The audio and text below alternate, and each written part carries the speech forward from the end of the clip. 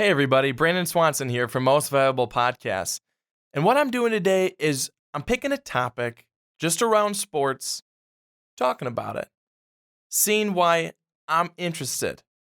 So, the topic I picked today, since the NFL season is just around the corner, is cuts.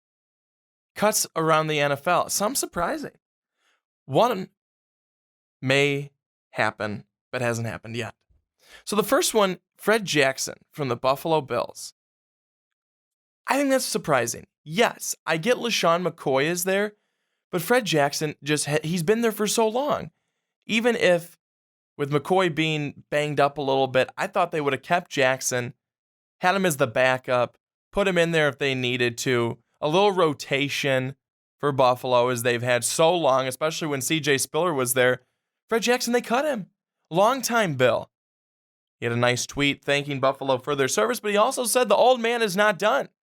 And I don't think he is. Before Chris Johnson signed with the Cardinals, I would have thought Fred Jackson's going to Arizona. But right now, trying to think, where would Fred Jackson fit in? Another running back that just was cut, Trent Richardson. This, not a surprise. Trent Richardson just has really not panned out in the NFL. I mean, he had his good year, maybe two with Cleveland, but he just isn't a good running back. He's just really not that good. He's not a good NFL running back. So not so much of a surprise. If you're not good enough for the Browns and you're not good enough for the Raiders, you're not good enough for any team in the NFL. It's as simple as that. Being a Bears fan, one of the biggest cut surprises, rather, for me, Tim Jennings. Tim Jennings from the Chicago Bears. This guy, I thought he was going to be this cornerback who goes to another Pro Bowl. He's been to multiple Pro Bowls with the Chicago Bears. But Tim Jennings, cut from the Chicago Bears. He'll be scooped up for sure, but my question, why? Why Tim Jennings? It just doesn't make sense to me. It doesn't make sense in my mind. I mean, he's not Chris Conte. It's a good thing he's no longer with us. But Tim Jennings, he did some good things. I thought we would build around him on the defense in the secondary. However, John Fox and the Bears, they had different thoughts. And John Fox, I trust now. Honestly, the guy wins wherever he goes. So I trust in his decision making. But very surprising for me.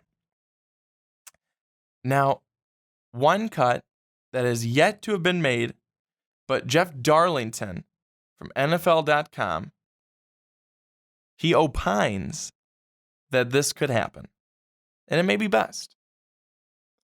The Washington Redskins cut RG3. Yeah, I know, people are going, that's not a surprise.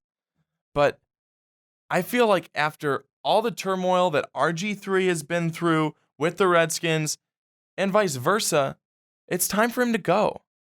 I mean, I feel bad for the guy. I think he's a good quarterback. But not in Washington. There's got to be a team that he can go to where he'll pan out.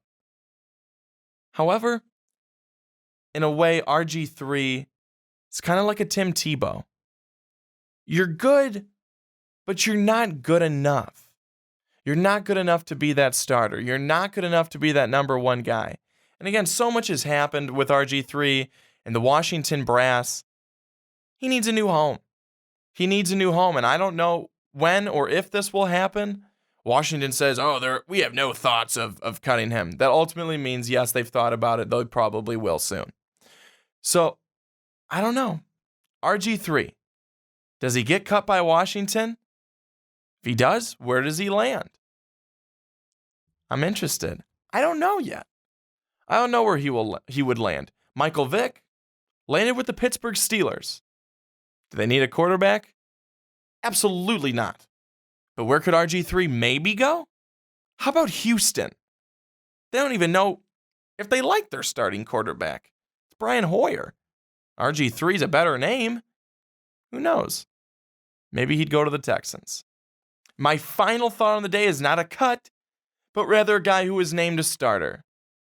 Tyrod Taylor named the starting quarterback in Buffalo.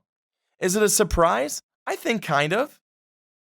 I think a little bit, but then again, look who their head coach is. Rex Ryan. He'll shake it up. Not a little bit. Not a little bit more than a little bit. A frickin' lot.